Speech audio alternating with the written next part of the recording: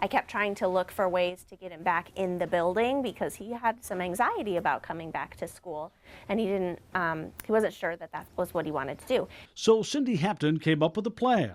She would visit room number 9 when the students were not in class. We came into the room and he saw that he still had a desk and he still had his name on his desk, and that was really surprising for him because he had said before, you know, I'm not a part of that class anymore. I'm not in the first grade at Dankman. I don't go there.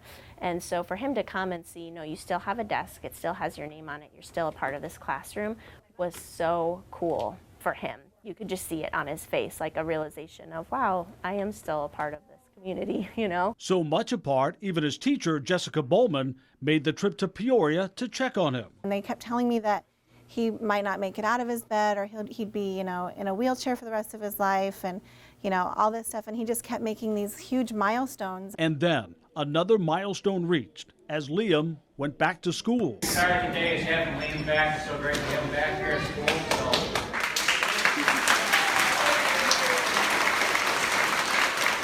Honored for his leadership in an all-school assembly, and then into classroom number 9.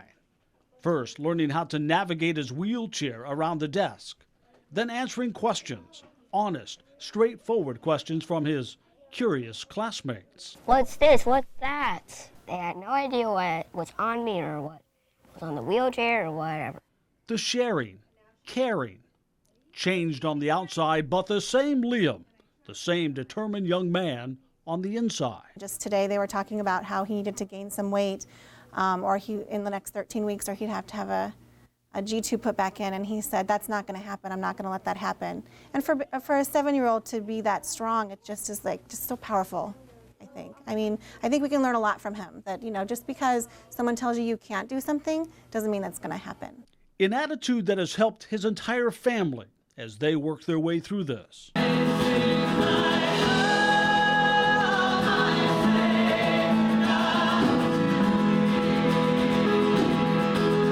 Remember, they moved back home to start their own church from the ground up. It's called The House, and it is their sole means of support. But just as the church started, Greg had to be with his family, the only choice he could make. But his church members had a choice too. Would they keep coming? The strong majority of people that go to our church did not know me before we moved back here. So they had very little or no reason to support us to continue to come to a church that literally the church that we started was 7 months old when all this happened, and then suddenly I'm not even in town for 4 out of 7 days a week. And yet they continue to come. They continue to pray for us. They continue to bring meals for us. And it was amazing to see how quickly strangers can become family. Families like the Olsons. They have a daughter the same age as Liam, going to the same school, wondering, as most parents must admit to doing, what if this was us? It's a little too easy sometimes just to think, oh my gosh, could this, you know, what if this happened to us? What, you know, and to be really understanding of, wow, this has to be completely life-altering. The Janula's family kept coming too. Scary. It's, you know, it's shocking. This is probably one of the most read chapters of the Psalms that there is. So Psalm 1. Together they all prayed. Blessed is the one who does not walk and pray or stand in the way that sinners take. Before deciding that praying enough might not be enough. Light is in the law of the Lord. The Hamptons' personal bills were piling up, and they were having issues with their rental home, making even the most basic task difficult. The goal is $30,000 to get a down payment so that they can get their own house, and it doesn't take 4 hours to fill a bathtub. And the money has been coming in, from online donations for a down payment on a home to anonymous checks in the mail from complete strangers. I'm surprised by the scale. I mean, we have some East Coast, some West Coast.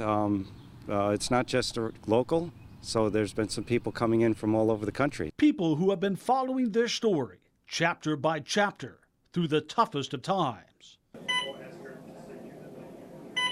To the moments that have us rooting for each word. Say hi, Mom. Hi, Mom. Say I love you. Love you. Each step Here we go, Liam. Good. Very good. Now lean onto that leg and swing the other one. And each monumental moment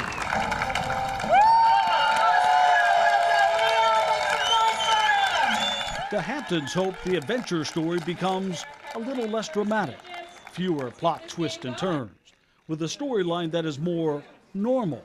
Before he was in the hospital, he was actually happy for most of it. He wanted to be my butler. And I gave him like a little black vest.